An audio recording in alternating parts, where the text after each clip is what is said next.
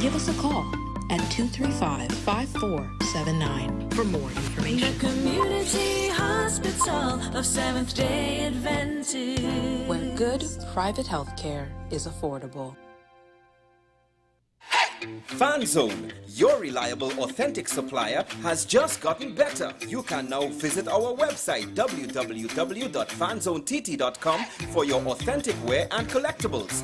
The only place where you can use both your Visa debit and credit cards. Visit our website fanzonett.com to make your purchase today. SM Group International Limited, your solutions partner for the latest innovations, brands and competent staff to meet your needs. We provide products and services in the following divisions: executive services, event rental and services, power and heavy equipment, construction and property management, food and beverage, aggregate and sales and distribution. Check out more on our products and services at www.smgrouptt.com. Contact us at 221-7445 or email at info@smgrouptt.com. We are SM Group International, your solutions partner.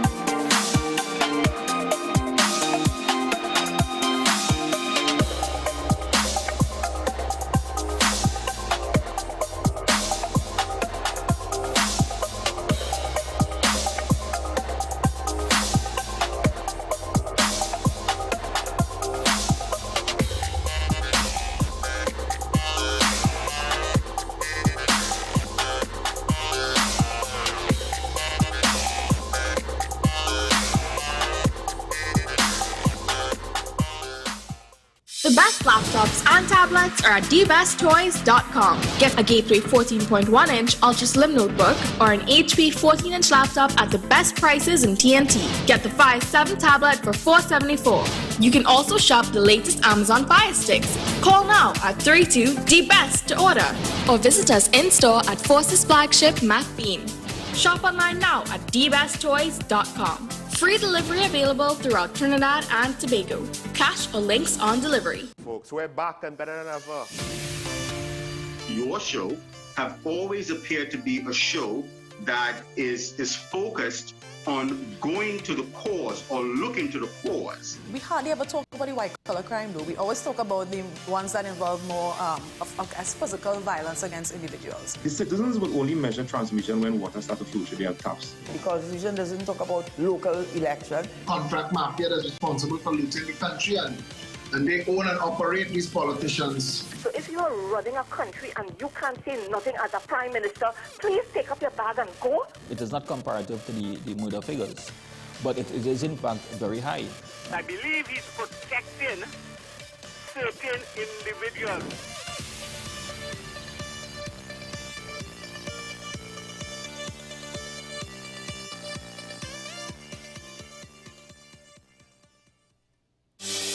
Join me, Dr. Nalini Kokram, on What's Up Doc, where we discuss all your burning questions concerning health.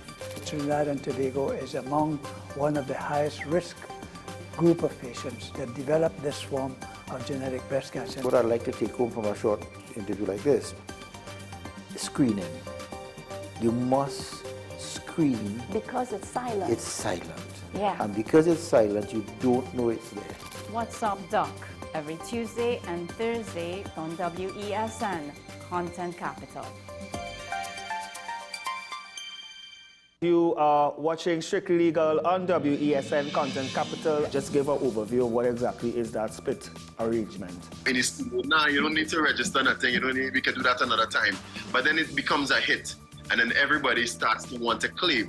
The laws that predate many of the independent countries' constitutions are going to be those colonial laws. We know there are an infinite amount of circumstances that would lead to a murder. I have a great idea and, I have a great concept, but until it's actually expressed, it does not become intellectual property. Accomplishments or targets of a forensic accountant is to quantify what may have been lost.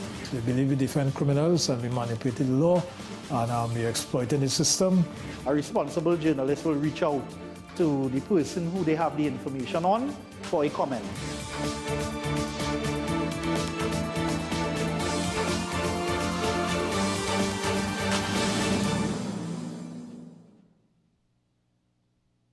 The home of Caribbean content is growing and we welcome you to be a part of the #1 platform for young personalities who are driven to make a positive impact in society. As we continue to reach every corner of Trinidad and Tobago through our daily broadcasts, our social media pages, or through our 75+ digital billboards across the nation, contact us to learn about our competitive rates via marketing at wesncc.com or call us at 628-5835. WESN Content Capital, television with a difference. Pastor J, I want to get a tattoo. You really Respond to me. Respond to me how you would respond to me. The first question I'll ask is why? Controversial taboo topics. We get so consumed by church, we forget that we have to live the life of being a Christian outside of the Sunday. Like you say, services. we think going to a service makes us a Christian. Exactly. Yeah. Right. So here we are about to hear the second time Pastor J wanted to take a tattoo. Would have been late last year and early this year. Oh gosh. Hope Unfiltered podcast with Pastor J and Ren. The best birthday gifts are at thebesttoys.com. Shop for the best brands you love at the best prices. Like VTech, Leapfrog, Fisher-Price, Play-Doh, Hot Wheels, Barbie, Cocomelon, LOL, Baby Alive, Crayola. Visit us in-store at Forces Flagship MacBean. Shop online now at thebesttoys.com. Order via call or WhatsApp at 32DBEST to order. And remember, we have the best toys at the best prices. Every day, we communicate through stories. Stories of ourselves, our challenges, our goals, our experiences, and our aspirations.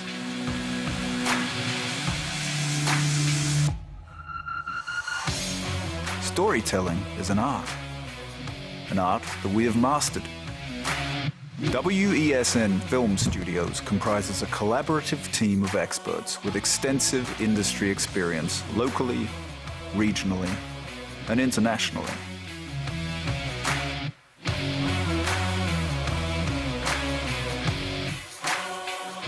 The ability of your business to successfully communicate with your preferred audience depends on the strength of the stories you tell. Your vision should be communicated in a high-quality, professional, and creative way.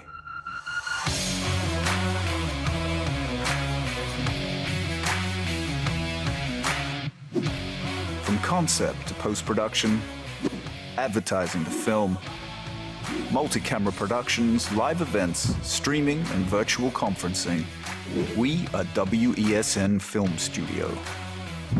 Let your own unique voice be heard and your vision realized. Call us today at 628-5835 for your next production.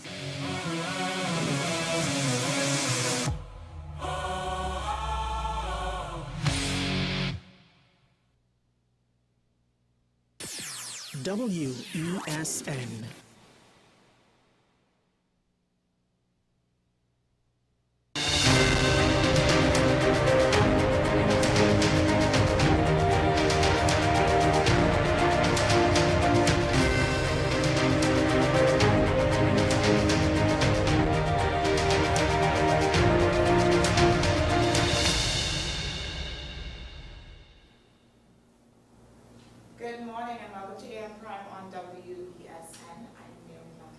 And I am Jada McLeod.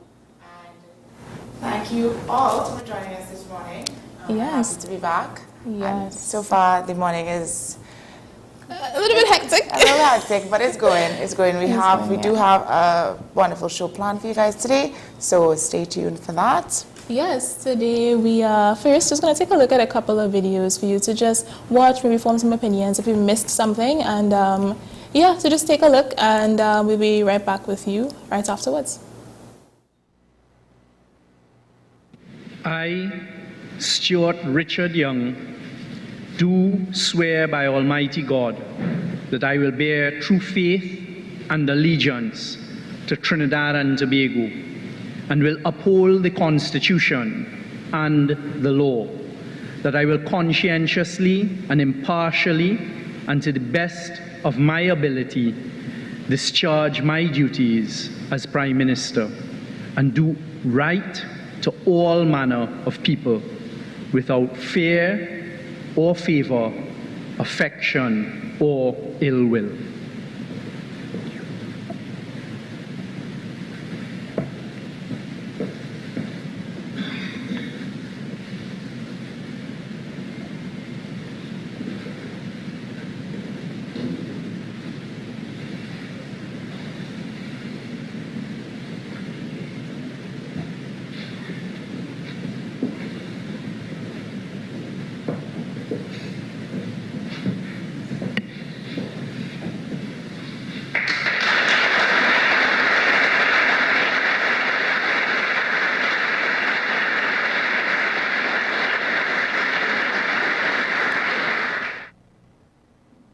As we begin this new chapter together, this is my commitment to you.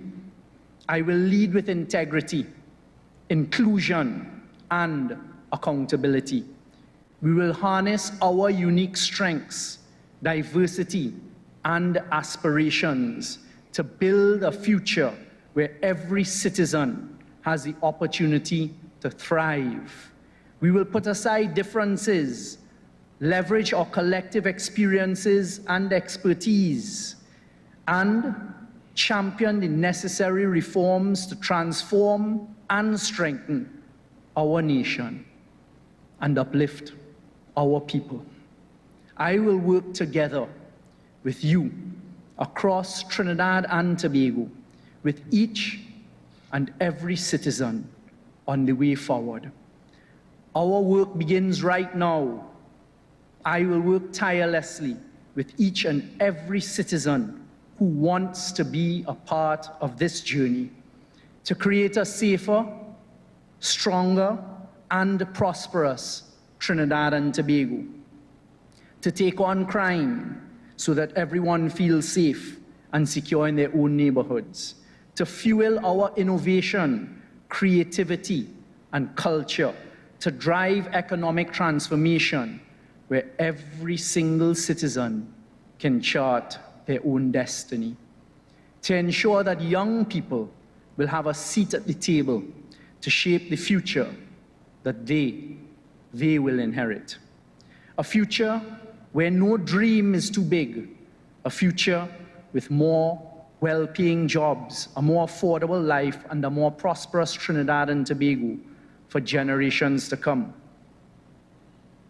It will not be an easy journey, but it is one that, working together, we will be able to achieve these goals. We have built a strong and solid foundation on which to stand, and together we can go even further. Together, we will begin to write a new chapter. Together, we can and we will move forward. Together, we can truly take hold of our destiny. Together, we can achieve all that we need to create for the future that we deserve. I take this opportunity to thank Dr. Keith Rowley and his family for all that he has done for Trinidad and Tobago. We are truly grateful, sir.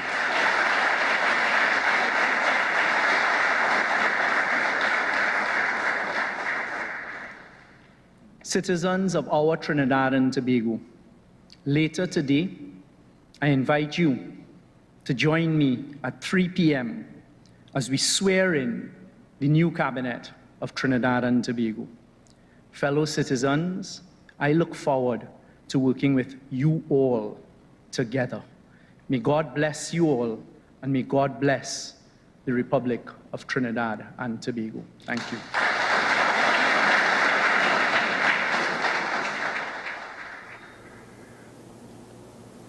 Promising remarks by the new sworn-in Prime Minister, Mr. Stuart Young.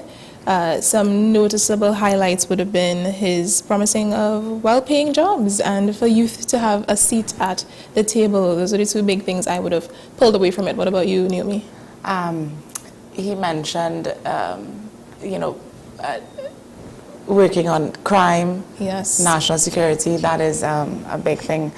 I pulled away from it because that has always been a promising remark by everyone who comes into power. It's something we really need to work on. So moving on, we're just going to jump straight into another video by, well, the now former Dr. Keith Rowley.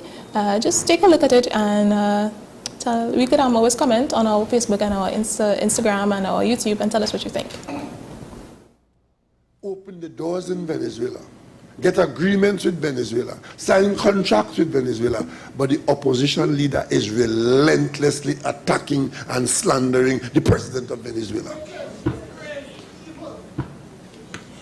So suppose you put God out your thoughts, and election night, they win the election and she's the prime minister. Who's she going to talk to them in Venezuela? You all understand what's going on? When the aspirant prime minister of Trinidad and Tobago is going on political platform and calling the president of Venezuela a narco trafficker, suppose they win the election, everything that we have done with Venezuela would be up in the air. But of course, they're telling you it's all up in the air because of what happens in Washington. If you don't understand it, you cannot manage it, and you cannot fix it. The most you can do is damage it. And Kamla Prasad Bissessa and her cabal of whoever they are pose a clear and present danger to the people of Trinidad and Tobago. Yesterday morning? The day before. All right, well, that was former Prime Minister of Trinidad and Tobago, Keith Rowley. At a PNM special convention a couple of nights ago, where he would have just given us a brief understanding of his thoughts on how UNC political leader Kamla Prasad Bissessa has dealt with relations in Venezuela. I think he came out a bit strong. I mean, as always. That is Dr. Keith Rowley. It wasn't a surprise hearing his remarks and the way he speaks. I mean, that is very normal for Mr. Rowley. So, no surprise there. But I do think it shows the kind of times that we're in. They both parties are at each other's necks constantly. But I appreciate him for saying what he said. I think that was very important for context for the nation. Yes. All right, so we're going to move on to some more regional news. You're going to take a look at something that is going on in Jamaica, situations taking place in Jamaica's government. So just take a look and we'll come back and talk a bit more about it afterwards.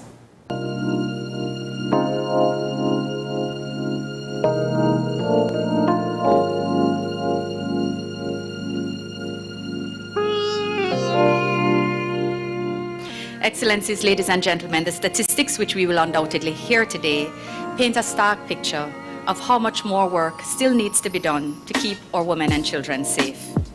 Jamaica is therefore pleased to be among the countries of the region that have been included in this global partnership of the Spotlight Initiative. I'm truly proud and very humbled to be here. The fact that Jamaica is at the heart of this program does not mean that Jamaica is the worst in the region. It does mean that Jamaica has a problem. Today, we're here to show that with the highest level of political commitment, strong multilateral partnerships, we can directly confront and collectively work to end violence against women and girls. It is possible. It will improve not only women's lives, but that of families and the broader society, and empower women to contribute to their fullest potential to Jamaica's sustainable development. I keep saying that the violence is not inevitable. It is not a normal part of life. And we can stop the violence, but it requires all of us to stop the violence. It requires women, it requires men, boys and girls. As together, we have to fight this scourge. And it has an impact on our economy. When an abused woman can't go to work, or when someone dies as the breadwinner, it has an impact. So this is not man and woman business. This is now the business of the people of Jamaica, and thereby the government of Jamaica will intervene.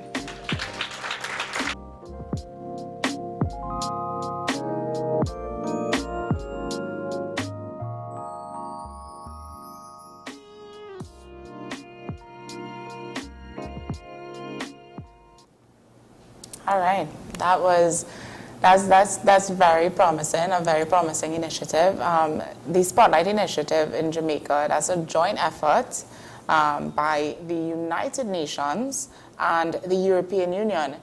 And this is aimed at ending gender-based violence. The initiative focuses on preventing violence, strengthening laws and policies, and improving support services for survivors of of gender-based violence. Mm-hmm.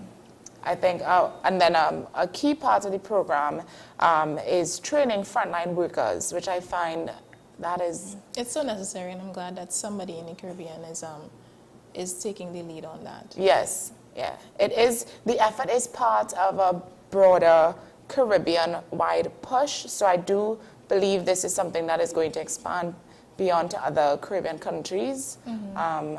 Which we can definitely keep a lookout for to see when that happens in the next coming of months. Hopefully, we see a push further, especially from other Caribbean countries, on that.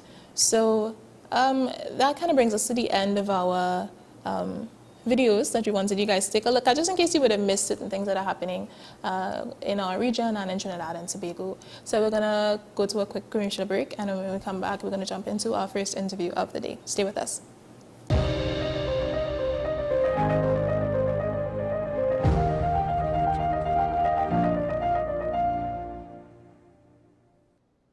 Do you need treatment for obesity or any related abdominal procedures? The community hospital now offers minimally invasive laparoscopic surgery done by an American-trained, board-certified surgeon with over 20 years' experience. Give us a call at 235-5479 for more information. The Community Hospital of Seventh-day Adventist, where good private health care is affordable.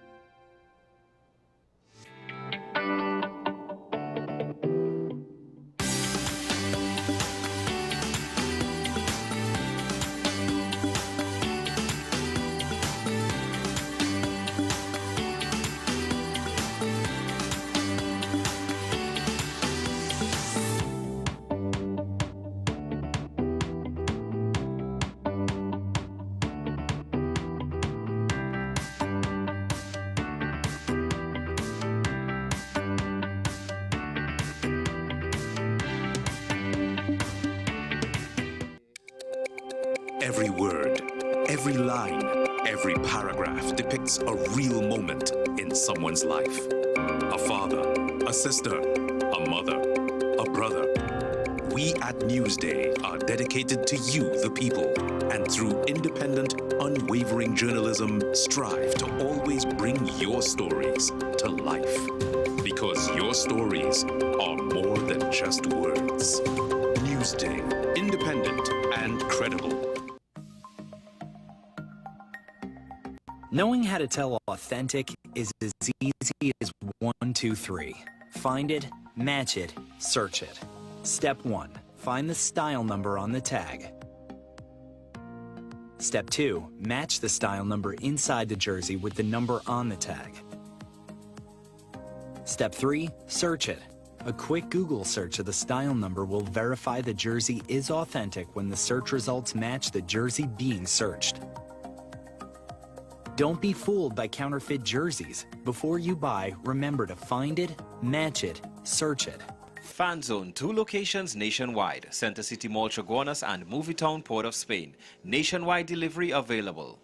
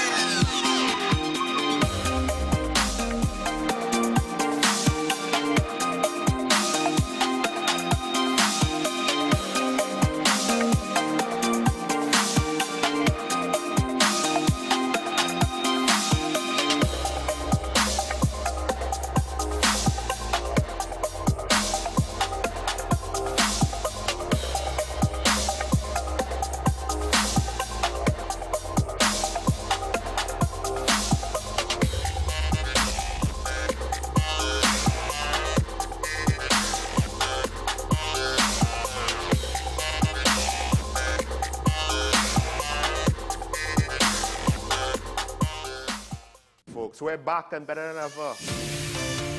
Your show have always appeared to be a show that is focused on going to the cause or looking to the cause. We hardly ever talk about the white-collar crime, though. We always talk about the ones that involve more as physical violence against individuals. The citizens will only measure transmission when water starts to flow through their taps. Because the vision doesn't talk about local election. Contract mafia that's responsible for looting the country and they own and operate these politicians. So if you are running a country and you can't say nothing as a prime minister, please take up your bag and go. It is not comparative to the murder figures, but it is in fact very high. I believe he's protecting certain individuals.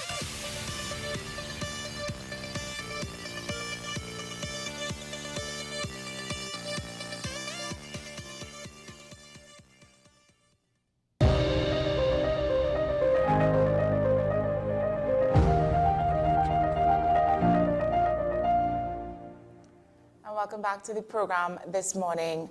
Now we're going to be tackling a crucial question. Is our education system truly preparing students for the real world? Many graduates leave school with academic success but struggle to find jobs or adapt to the demands of the workforce. So should we focus more on skills training and entrepreneurship rather than just academic achievements? Joining us this morning to discuss is Tutor President Mr. Martin Lumpkin. Good morning, Mr. Lumpkin, and welcome to the program. Good morning, Ms. McNeish. Good morning, and thank you for having us. Good morning, Trinidad and Tobago. Lovely. So we're going to jump straight into it. Mr. Lumpkin, from your perspective, do you think our education system adequately prepares students for life beyond school? And that question, we really need to look at. The education system currently is a very archaic. It is one that we would have developed from since we were a colony of the British. And we have made some strides, no doubt about that. But presently, there seems to be an inadequacy in the education system to prepare our students. The vast majority, we have quite a bit of our students who are failing, well, what we seem to be saying, failing the system. Or is it that the system is failing our young people? Now, don't get us wrong.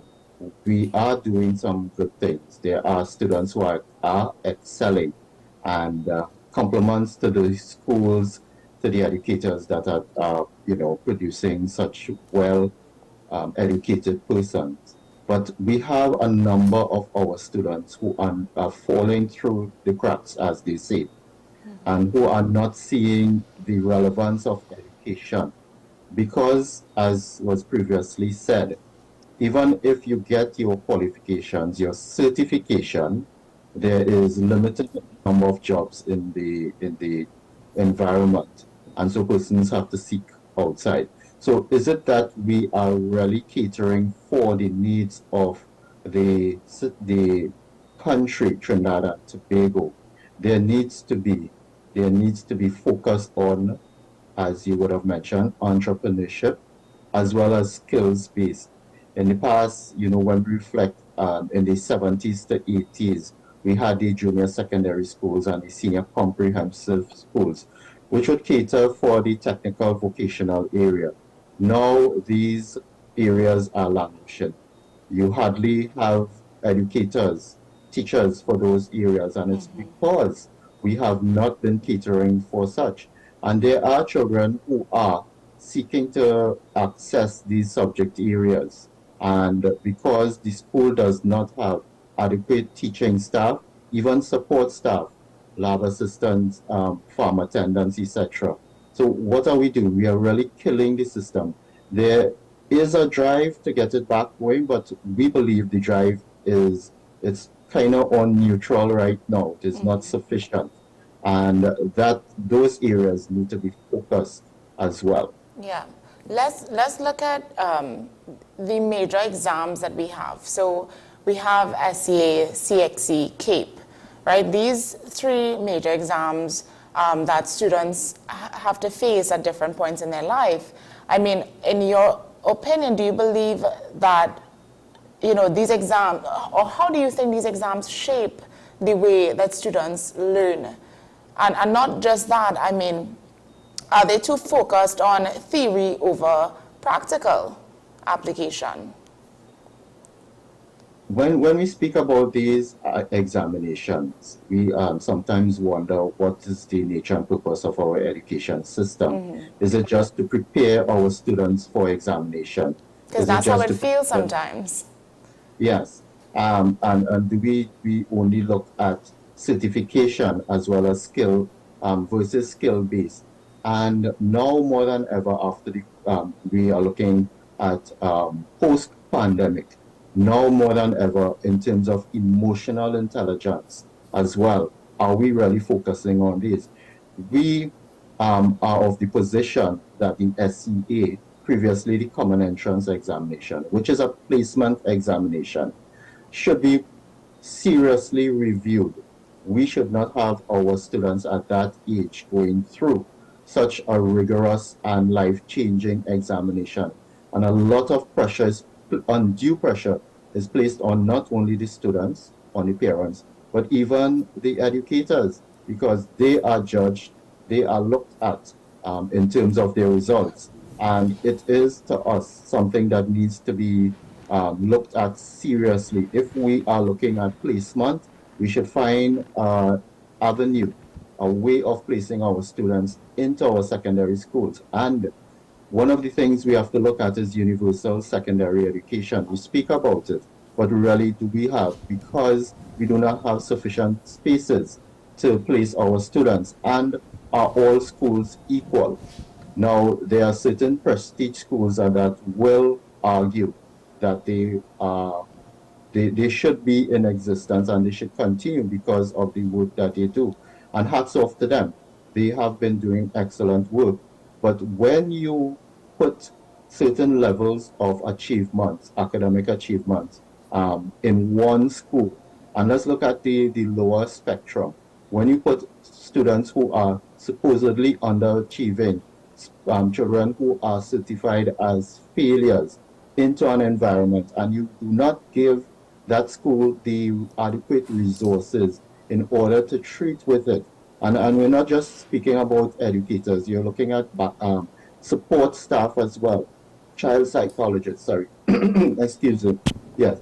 In terms of remediation, in terms of other areas beside our mainstream curriculum, you want everyone to write almost the same examination, but yet still we have different achievements. And then we have to look at how boys versus girls learn. And there are some late bloomers in life.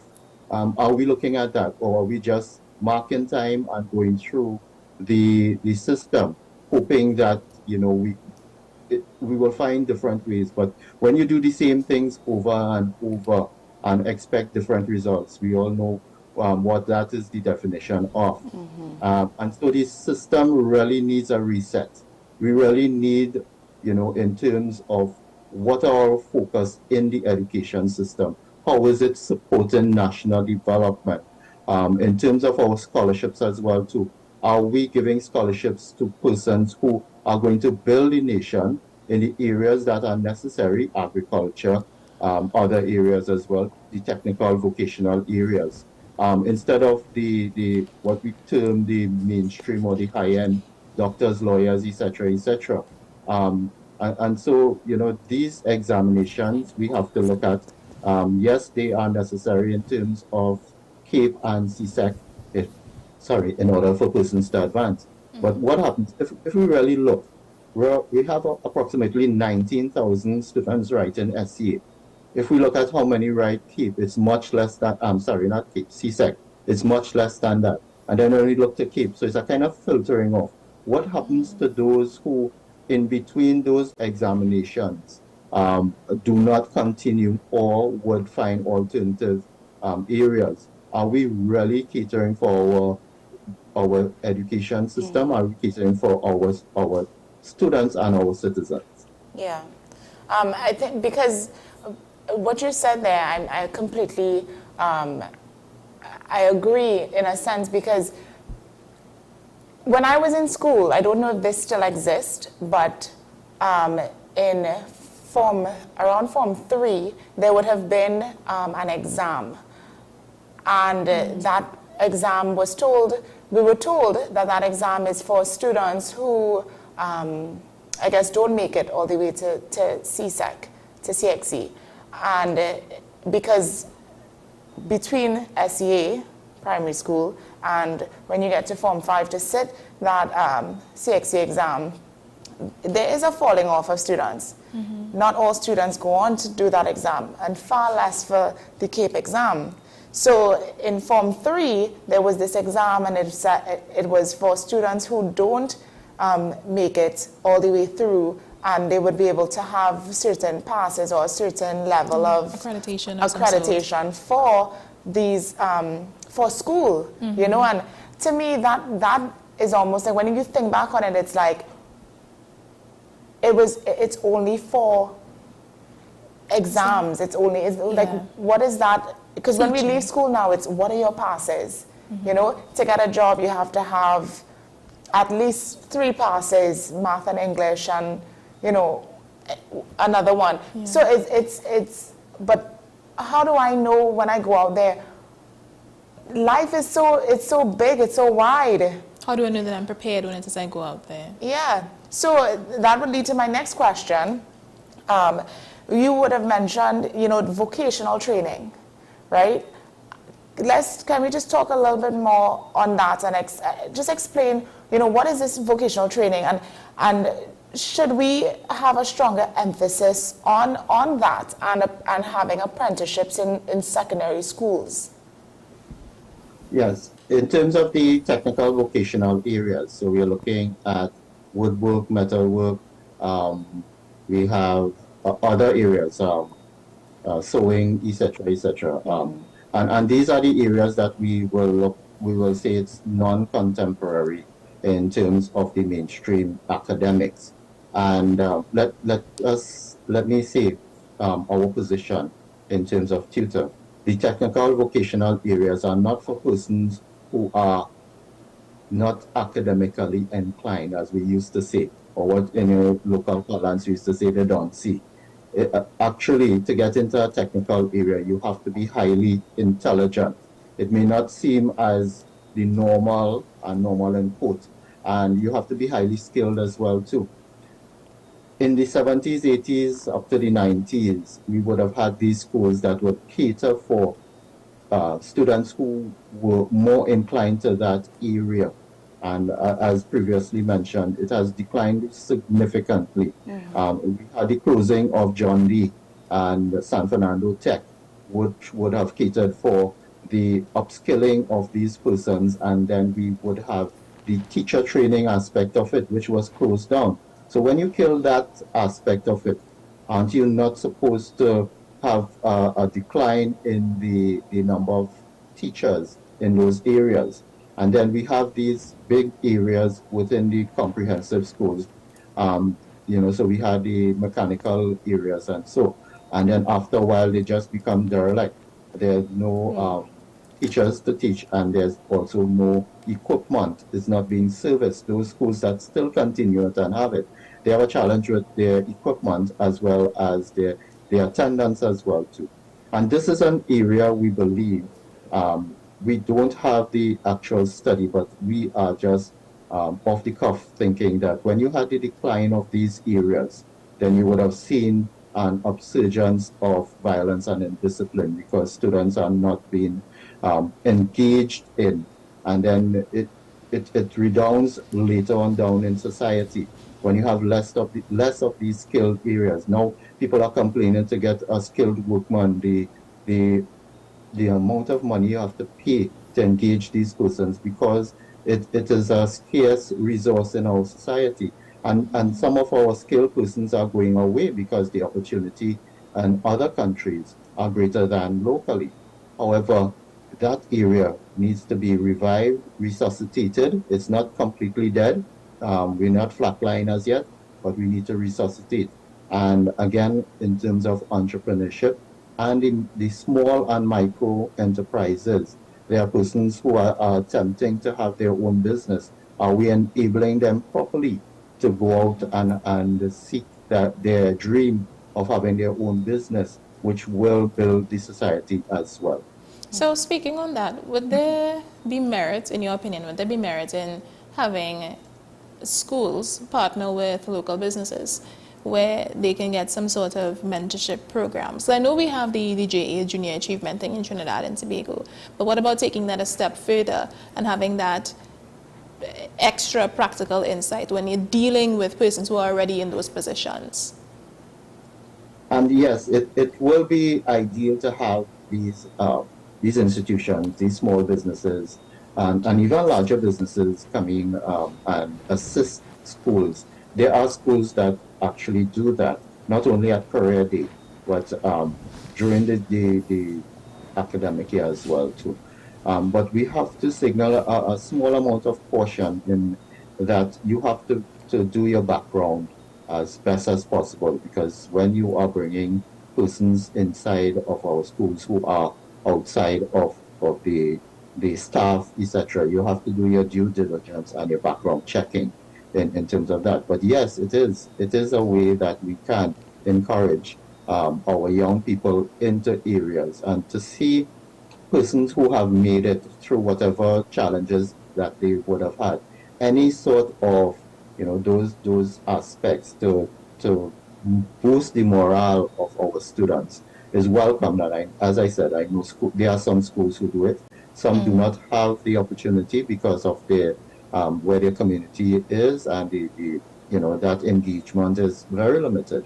But it is an area that we can look at. Even at the primary level, we were saying that the technical vocational aspect can be introduced, and at the primary level, our teachers can identify those who are more skilled in those areas and can point them in a direction which will have them, achieve more and build the society.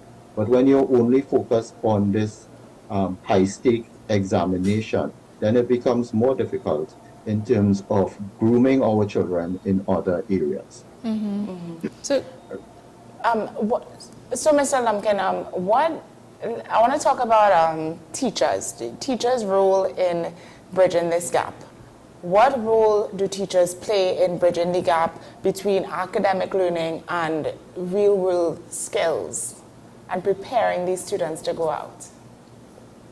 By and large, most of our educators, not all, and we will be the first to admit, not all our educators are envisage that area as well. But the majority are, they would have other areas within the curriculum. So we have agri-science and we have other areas that they would focus on. Now the Ministry of Education is focusing on cultural transformation, which by and large looks at the non-academic areas, taking children on educational field trips, having sports and other areas, cultural and language, etc. That in itself, we have some difficulty with the implementation because the schools are not being equipped to properly have it done. All schools are not equal, and as such, you have to look at that. However, those areas are being focused on mainly at the lower levels in the primary school and even the secondary. But because of the nature of these high-stake examinations, then teachers have to now prepare their students for those examinations. And so they focus in the primary school, they focus on the three areas, the mathematics, English language arts, and English language writing. And as such, unfortunately, some of those areas are being put aside until after the examination. Then the teachers will focus more on those areas. However, because again of that high-stake examination, even at secondary school, these areas are being put aside so, to prepare these students for this examination. I do believe, though, I just want to make this point, you know, teachers preparing these students, and yes, the main categories or subjects focused on is math, English. Literature, maybe. English and English, yeah. But, so, in primary school, it's math, grammar, and, no, I think it's creative writing, right. Yeah. So, you know, what happens to these students who, you know, they're not as, how to put it, they're not as bright, per se, or they're not, you know, those are not the, sometimes kids, school is not for everybody. And I've always said that. I think I was one of those students where school just was not for me. And when that happens, you're in a classroom where some students, they learn faster, they progress faster than others, and these students who cannot keep up, they tend to get left behind. And there's nothing in place for that other than if you do not pass your end of term examination, they can keep you back. They can keep you back a standard, or they can keep you back a form. In the same program, you know, and the same teachings. And so not only now all of your friends or the other students are moving forward, instead of you moving forward but in a different way, now you have to be kept back to do it all over again until you reach or up to that standard where you pass the exam. Because it may not be that I'm just dumb. I would like to think that anybody's dumb. You're not dumb. It's just your way of learning, your style of learning. In a classroom where you have 30 to 50 kids, and each child will learn differently. And I think this is something that it is spoken about, but nothing is actually being done to address it. You know, and I don't know how complicated or difficult it might be to address, because it's a real thing, and we're not going to get the change unless it is figured out. So, I mean, any comments on? Yes, and your assessment is to the point. What it takes is, one, political will. Every 5 years, we have a change, well, almost every 5 years. Sometimes it may be less or it may be more. So we saw a cabinet reshuffle. Thankfully, there's no change in terms of education. Yeah. But you have at the head persons who are supposed to look at policy is a politician. And unfortunately, and I'm saying broadly, I'm not singling out any politician, but generally politicians answer to their political party and those who are their principals, and it may not be political as such. And when you are driving policy based upon political aspects, then you can imagine that lower down may not benefit properly. And then when you have a change, then policy changes, because if it's a different party, it may be good, the policy, but because it came from my opposition, I am going to change it and I will put something else. So that is one aspect that it is unfortunate and maybe we need to look at. The other aspect is, what are we really educating our nation for? What are we trying to get our children to do in the future? And those aspects we really have to look at. To change it would require really political will.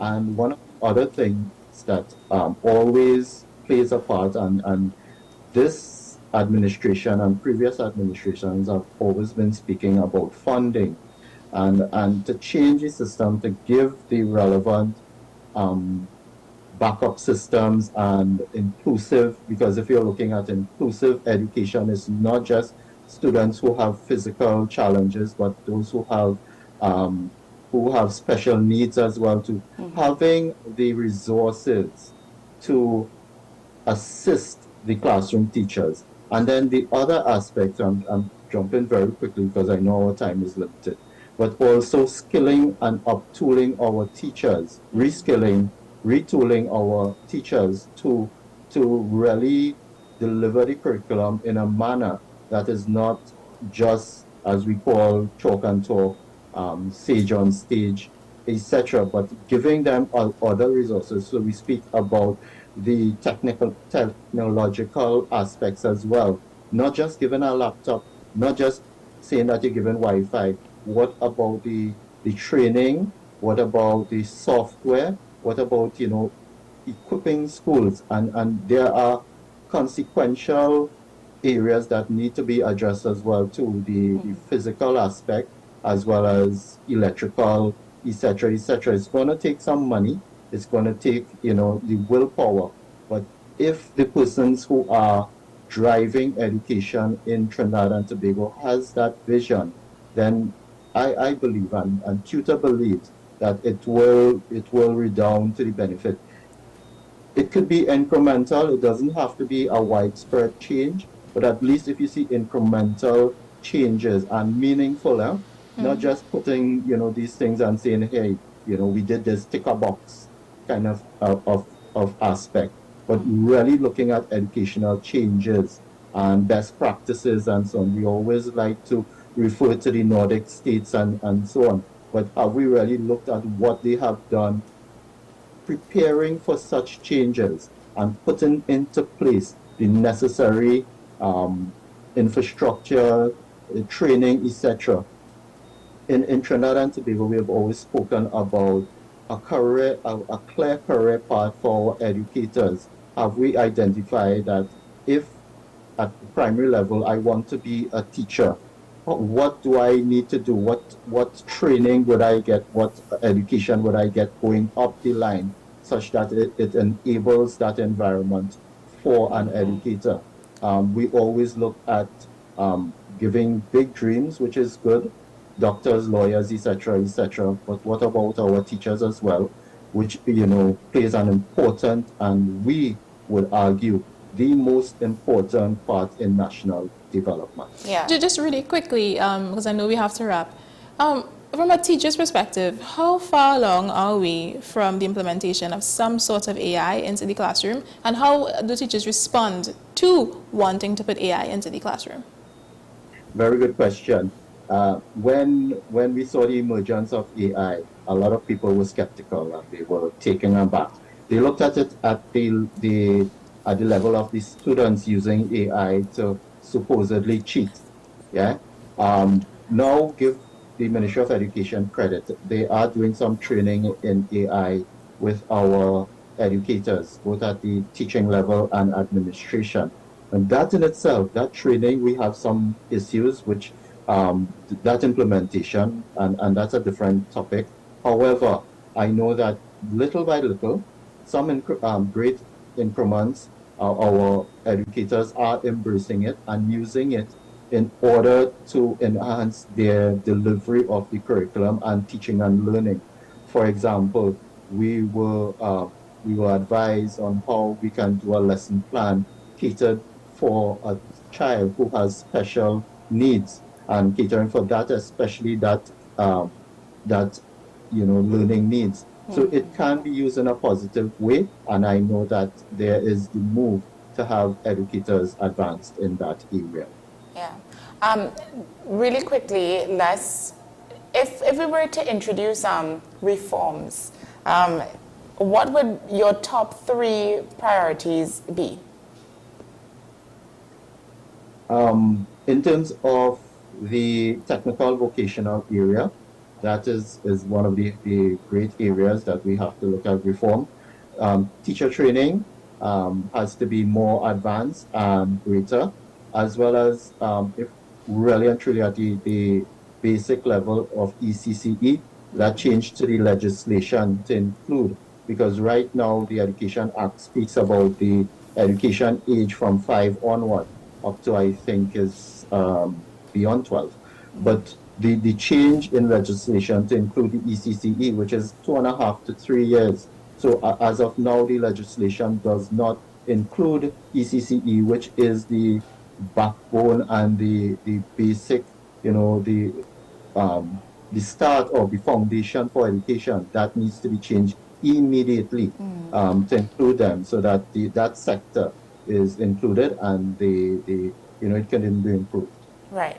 Well, Mr. Lumpkin, before we wrap up, I don't want to end this conversation without touching on, the parents' role.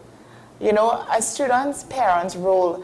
I mean, we understand the teacher's role, and teachers working hand in hand with the parents, or parents working hand in hand with the teachers to ensure that their child gets the proper attention in the classroom.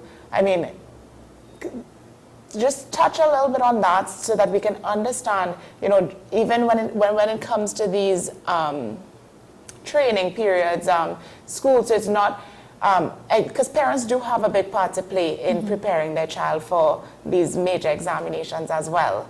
It's not just the teacher. So what is that role? What is that role? What is the parent's role? Okay. So the home, and we can speak about the parents or the extended family, the nuclear family, is the primary educator of the child. The child starts off at the home. And so the necessary behaviors, necessary groundwork has to come from the home. When I reflect on in my experience, my parents would have ensured that I had a certain level of discipline and yearning for education. And the school now becomes the secondary level of education. So the home is very much or plays a great part in education. And the support is not a matter of just dropping off the child to the school and picking them back up. That's another issue. But the mere fact that between the time that the child is away from school, there needs to be a certain level of support and reinforcement. We have seen over the years that you will try to inculcate a certain behavior and culture in the child between the school time. When the child goes back home, and especially for weekends and long holidays, the child comes back with, it's like it's erased and so on. So when you also speak about preparing for the examination, we don't expect parents to be teaching the children at home. However, giving the support, asking the children, what did you learn today? Having that conversation, giving them a safe environment as well as at home, because we've experienced where children do not have that safe environment, which would affect them psychologically when they come to school. They may find a safe haven in school, but when they realize they have to go back home to that unsafe environment, then it affects them. Sorry. And we cannot overemphasize the role of the family parent support when it comes to the nurturing, especially from ECCE, primary and secondary, where children are now going through different changes. But though they need that support, it is highly, highly essential that parents give that support to not only their children, but the school as well, too. Yes. We received quite recently, Friday, where a parent would have put on the uniform of their child to breach the security and to go and accost another student who had an altercation with her daughter. And we look at what lengths you would go to do that, not allowing your child to deal with it, or even go to the school and have them deal with it in a meaningful way. Yes, I know we should have time. Yeah. No, Mr. Lumpkin, thank you so much for joining us to have this conversation, because, I mean, these are conversations that we cannot have enough. Yes. And I think we should continue to have conversations like these until we get the change that we're looking for, the change that is necessary. So, again, thank you for joining us on the program, and I do hope you enjoy the rest of your day. Thank you very much. Same to you. All the best, and thank you for having us. It's always an honor to have these conversations. Of course, yes. So we're going to take a quick break, and when we come back, we'll continue on with our program this morning. So stay with us. We will be right back.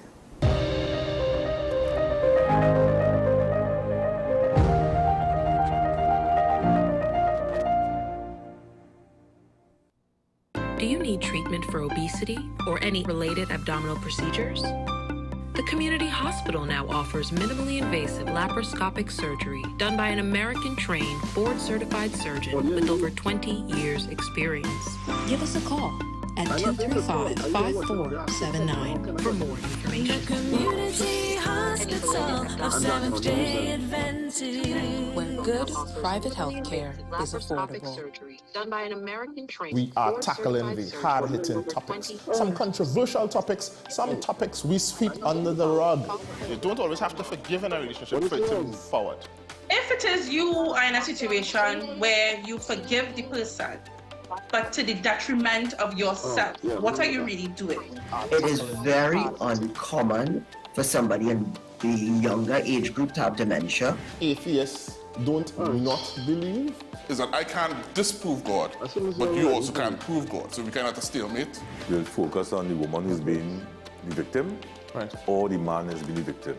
We exclude the children. Folks are trying to study the underlying brain mechanism to figure out how does this particular disorder happen in the brain? How is the brain processing this? Don't worry about AI. Worry about humans working with AI. Are you willing to learn new skills to stay relevant for the future job market? That's the challenge that people are going to struggle with.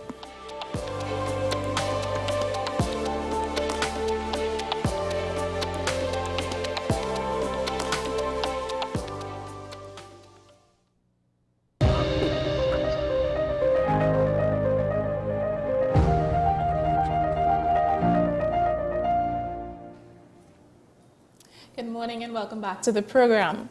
So we're just going to jump straight into our last conversation of the day. So mental health, it is a growing concern worldwide, and Trinidad and Tobago is obviously no exception. From seemingly increasing reports of anxiety, depression, and even suicides, would it be fitting to call this a crisis? Are there sufficient resources dedicated to mental health, and how does the state of our healthcare system impact those in need? Joining us today to shed light on these critical issues is no stranger to the show, psychologist Sule Joseph. He will help us unpack the realities of mental health care in Trinidad and Tobago and discuss what more needs to be done.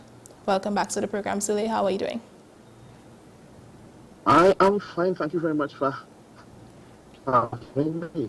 Morning, Trinidad and Tobago. Good morning, AM Prime. Good morning. There's a little bit of a delay there, but hopefully we can work on that as we progress on. So I would just like to ask you, how would you address the overall state of mental health in Trinidad and Tobago? Okay. There's that delay again. Well, all right. Okay. So we have a little technical difficulty there. So hopefully when Sule comes back in, we could continue. All right, so okay. my heart started to race. I'm like, oh, what do I do? What's happening? I'm not the professional here, the expert. Yeah. So ask the question again. You're back on. How would you address the overall state of mental health in Trinidad and Tobago? Well, I can't speak to the overall mental health of Trinidad and Tobago. I haven't seen every single person in Trinidad, right? I can't speak to that specifically.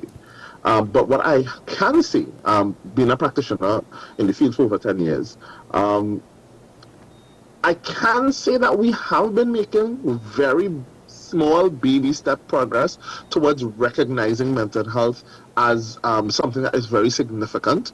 I can't say that the steps that we've made are significant enough in relation to the seriousness of the matter, but we have been making small steps towards recognizing mental health as being a significant issue, maybe not with adults so much, but particularly with children. We are recognizing that the stresses and anxieties that children go through can shape how they become, the type of adult that they become. We are recognizing that exams, for example, the way that we are structured as an exam-oriented society, the way our education system is structured, puts undue anxiety and pressure on children, and less so in relation to adults.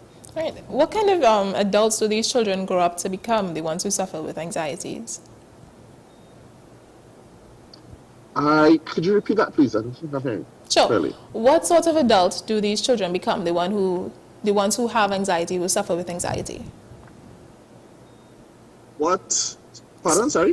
What sort of adults do they become? What type of habits do they have? What are the main challenges that they face as an adult when you suffer with anxiety as a child?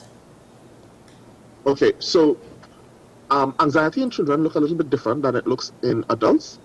But so the habits that you would see in children wouldn't necessarily be the same habits you would see in adults. But generally, you'd see persons tend to be very slow in making decision making, because every decision now becomes something that is life or death to them kind of situation, and they overthink the situation before they actually make a decision, and so you see them taking very long to make any sort of decision at all. It could be very basic decisions, because they are very focused on what the potential negative consequence can be of that decision. So anxious personalities tend to take long to make decisions. You tend to see that a lot. And that's a major part of that might be because as a child, the consequences might be licks. You don't want to get licks, or you may have a parent who may shout and verbally abuse you, and you don't want to have to deal with that as a child. You may find when they have severe or significant decisions to make, or significant periods in their life, SEA, exams and so on, you may find children reverting to bedwetting and that sort of thing. Whereas in adults, you may find other behaviors. You may find them turning inward, or you might find them becoming more aggressive. You may have an aggressive personality out of nowhere, somebody becoming very aggressive and irritable and so on, and that's anxiety. That they're very nervous about a decision that they have to make or an outcome, and because of that, they then lash out or turn inward. Right. Yeah, and that can also lead to things like depression, by the way, as well. So when you said that, in Trinidad we're making small baby steps towards recognizing mental health or recognizing these issues, do you believe that? Don't do that.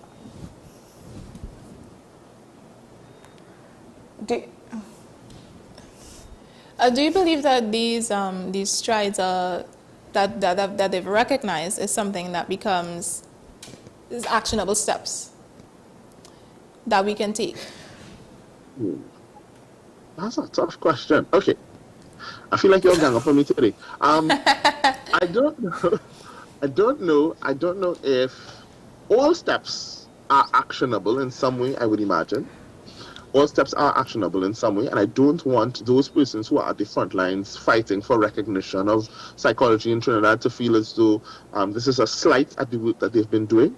But I do feel as though we've been dragging our feet. We have been. If you think about it, and I'll just give a slight example here. There are insurance companies who provide some basic coverage And I had a client recently who was struggling to have their insurance company cover some assessments and counseling for their child, right? Basic things like that should be standardized. Just as you go to a medical checkup and you have your health checked up and so on, your mental health is just as important, and this should not be a fight. Not in 2025 in Trinidad, a progressive society. Should we still be fighting for people to go through the insurance to have some coverage for mental health issues? All right, that's crazy. There's already a taboo and associated with mental health. Now to have to go and beg your insurance to help cover issues related to mental health, and then them wanting further details. Yeah, so now you feel even more naked or even more traumatized having to share that information. We have been beyond that, and I think if we're talking about being more progressive and making steps, things like those ought to be things that are given. It should be standardized. We should not have persons feeling as though they don't know where to go to receive therapy, and the only recourse is to go and stand off of an overpass and contemplate life. Those things ought not to happen. We ought to really have services, or at least have persons be aware of services that exist and they be accessible to persons. Yes, and I think too, the only way we can get to that point is having conversations like these, because there's still a lot of stigma around mental health. And while, I think we are beginning to understand mental health a little bit more, but it's still not enough, because you see, and especially in Trinidad and Tobago, I think we were talking about this yesterday, mental health is something that is still taken as a joke, and we don't understand the extent of how serious it actually is.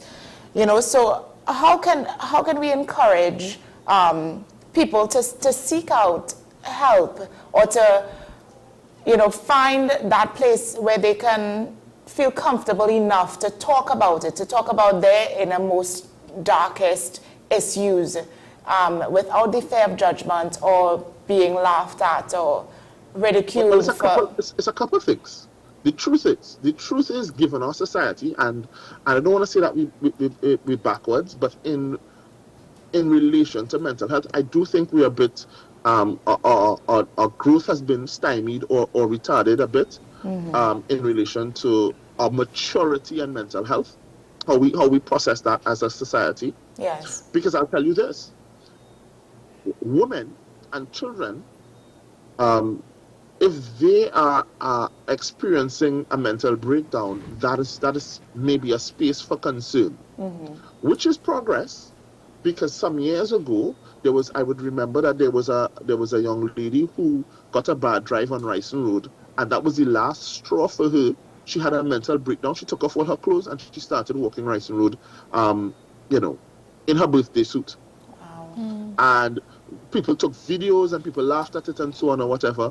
And I believe as a society, at least, if something like that were to occur again, at least we may feel something different, as opposed to just laughing at her, right? We would say, yes, this person clearly is going through something. Somebody help this young lady. And so there's progress in that relation. But when we look at men, we are still not at a place where it is okay for men to seek mental health. We still feel as though a man accessing mental health is a weak man. That's not a real man. That's a stupidity man, or it's all kind of different names and so on that we have for that, and derogatory names, right? For a man that's less than, because he now needs to seek assistance, mental help. And so as we have not gotten to that place where it's not funny, where a man who is being verbally or emotionally abused by his wife could go to a police station and make a report. Yeah. Because that's still funny. What kind of man can take a little abuse from his wife, right? That's still funny. And it's funny right up until the point where the man loses it and then acts out in violence, and then people then again attack the man for saying, listen, all this time that's going on, you couldn't deal with it.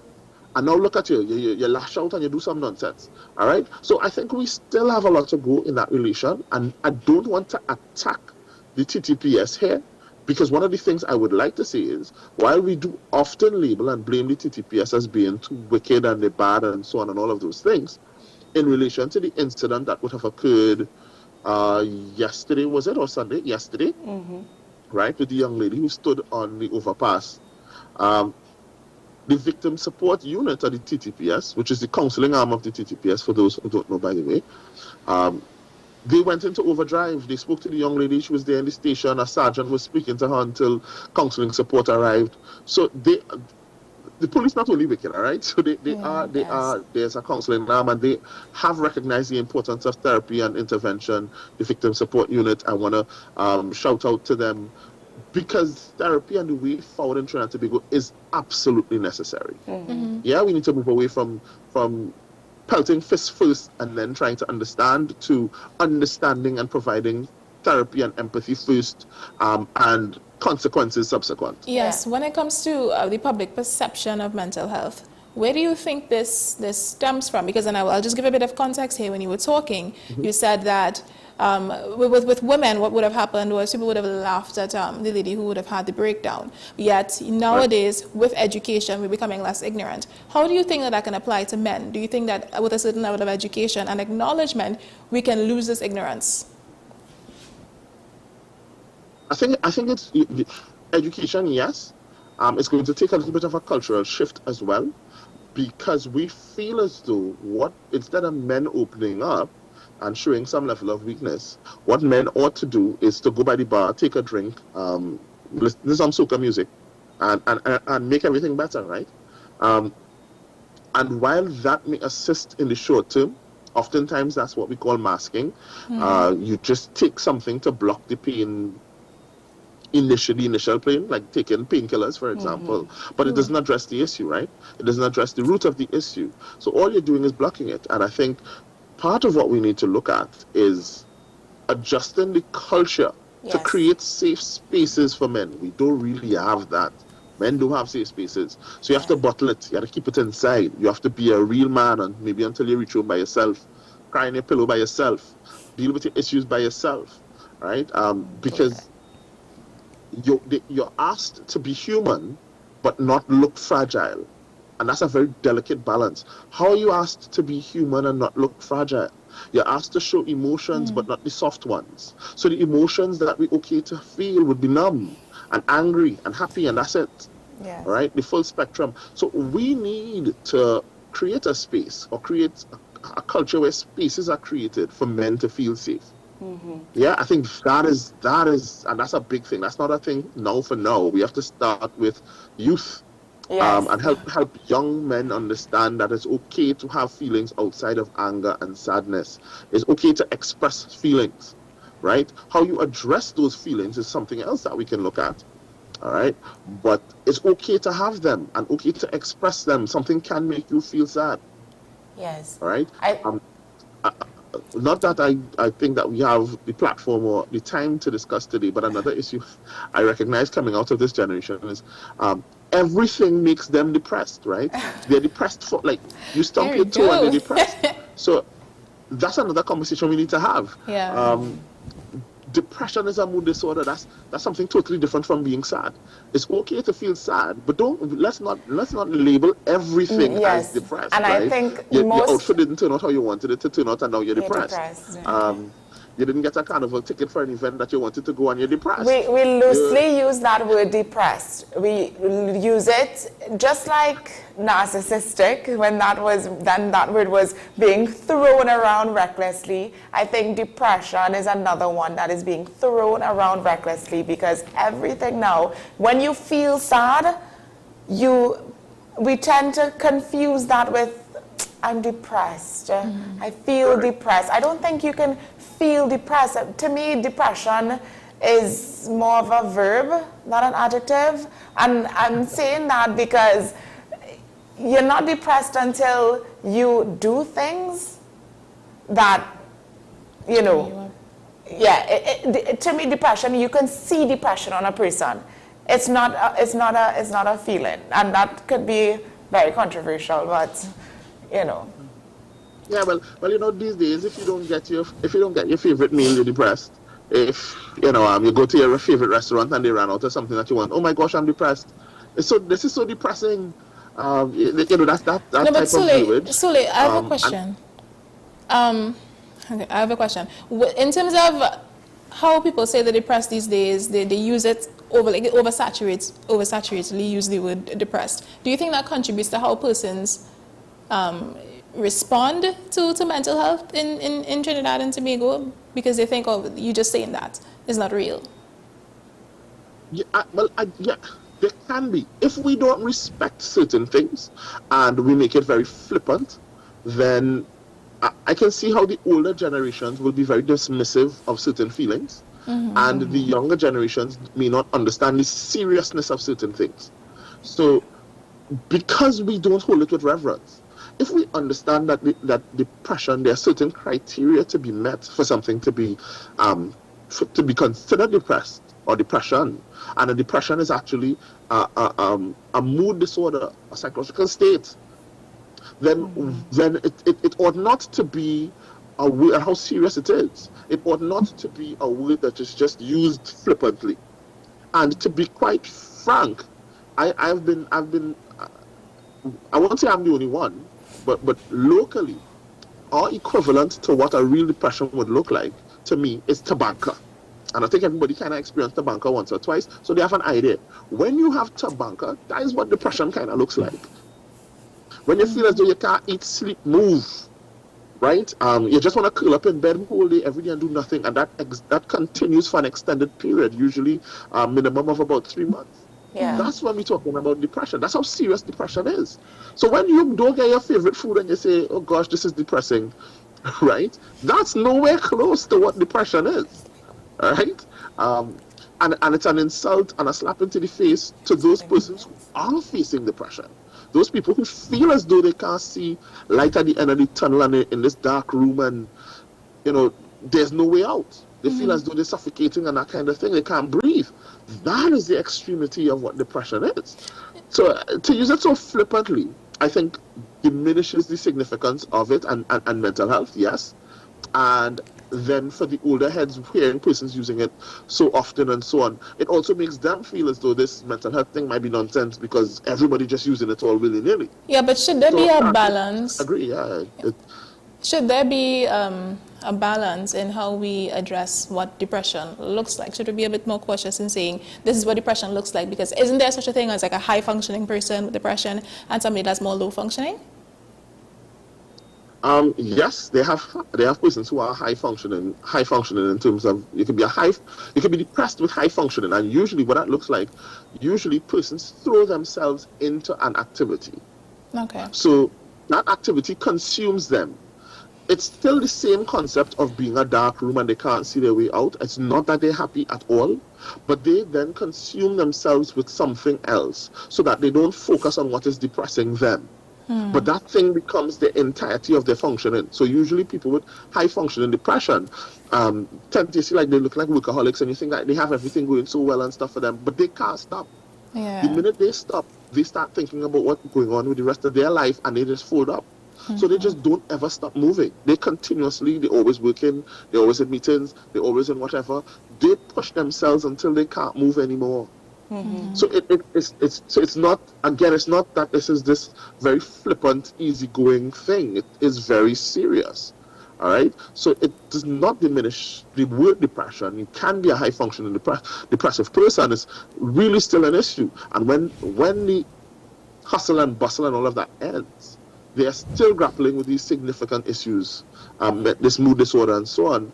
And usually you need an intervention. Usually you need an expert person on the outskirts, and unbiased third party who could help walk you through the issues. And if it's significant and serious enough, you may even need medical intervention. You may need to go onto medication. I want to go back a little bit where you mentioned addressing these issues require cultural change. And speaking on that a little bit, what I understand, and this is where I have a question that will come out of this. So in our culture has always been, you know, when we were younger, if you ever felt any sort of, or overwhelmed, any sort of major emotion, it was always kind of shut down, or our parents would be like, you know, you need to go outside and play, get some fresh air, you know? Yeah, that's life. You know, if you're feeling, you know, it was always brushed off. You know, go outside and get some fresh air. You're inside your room too much. Like it was those things that are being said to us, and it was sort of, you know, diminishing or our emotions were not being heard, right? So with that now, I think for future to change this thing, this is, I think nowadays we tend to see a lot more soft parenting. I think that's what they call it. Soft parenting, where, you know, your child, if your child or your toddler is throwing a tantrum, you don't go and rough them up and make it worse, because that's what we used to do. You know, now you go and I hear you and I see you. Your feelings are valid. Your feelings are valid. You know, I know you want this toy, but, you know, and it's a whole new way of parenting and of understanding your child's emotions. And I think as much as that, we criticize that, because I've seen people, adults, and I'm guilty of it as well, kind of criticize that style of parenting, because it's like, no, give the child a lash. But sometimes you can't just do that. You know, that is what makes these depressed adults, or these adults with anxiety. And these are things that we need to be educated on and to understand more. So my question now, you know, this cultural change that needs to be had, what are your thoughts on, you know, this new style of parenting? Because it comes from your formative years. You know, how you are as an adult is because of your formative years, and how your parents deal with you, because trauma and all these things lead to depression as an adult, and these mental issues and mental health issues as an adult. Okay, well, there's a lot to unpack from that, from those statements and the question. Firstly, actually, let me do a selfless plug here and say that in June coming, I'll be doing a parenting workshop, right? A Caribbean parenting workshop. For those persons interested in how do you parent using psychology. We're going to be utilizing psychology to parent, right? Because parenting does not come with a handbook. It does not. There's no hand guide. There's no book. There's nothing telling you how to parent your child effectively. That's one. The second thing is, we have a very unique experience in the Caribbean. It is difficult for us to take anything wholesale from abroad, from the US, from the UK, from wherever, and just implement it seamlessly in Trinidad, because we have our own culture, our own cultural experience. It's never going to fit seamlessly, all right?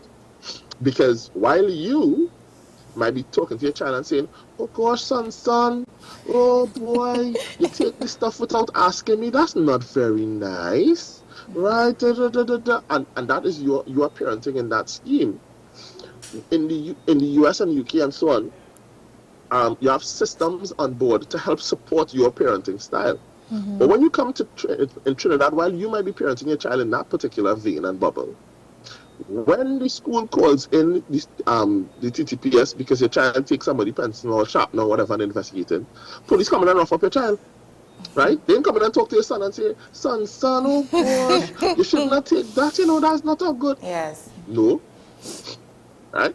Police come in and tell you, if you had to come back and look for you, it's 2 bullets and 2 battle or some kind of thing and rough up. And now your child is experiencing this dichotomy, this two extremes, right, of you creating this bubble world in which they can do no wrong and everything is nice and flowery, and then this other world that they've never experienced before, which is very traumatic to them. Yes. Right? The harsh reality of what can happen if such and such and such is the case. So yes, you want to parent, and you want to parent in such a way where you don't necessarily have to abuse your child. But if you parent in a way that is not supported by this system, that in itself also can be traumatic. It can be very traumatic. A child who's accustomed getting away all the time, and then they bounce up a reality where that's just not the case. That just don't happen. Yeah, that is actually a very interesting point.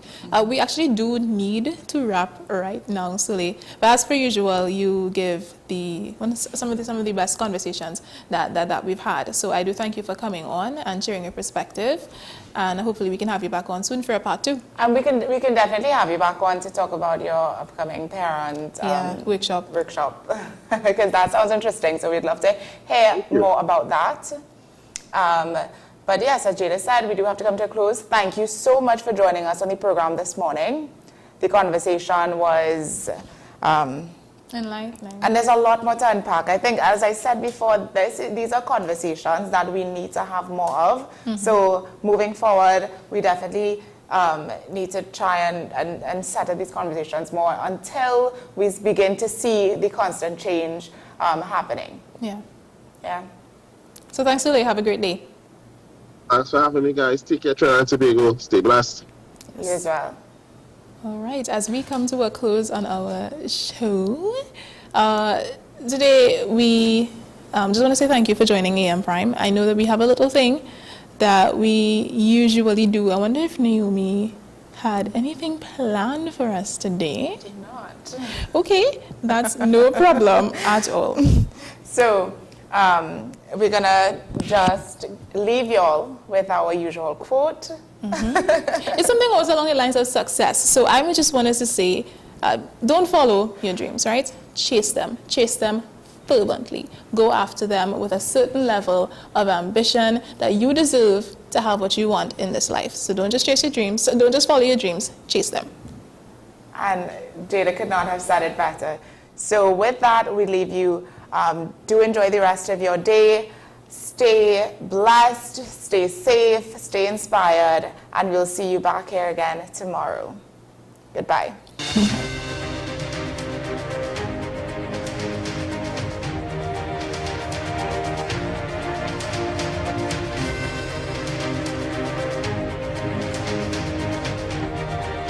Yes, why is it touch cards?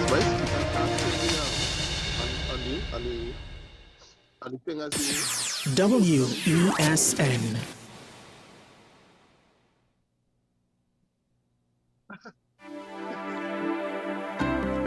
Hi, I'm Claudette, radiographer at the radiology departments at the community hospital. We offer high-quality service with state-of-the-art equipment in X-ray, ultrasound, CT, and mammogram. Come, our friendly staff awaits you. Give us a call at 235-5479. The Community Hospital of Seventh-day Adventist, where good private health care is affordable. Hi guys. FanZone, your reliable, authentic supplier, has just gotten better. You can now visit our website, www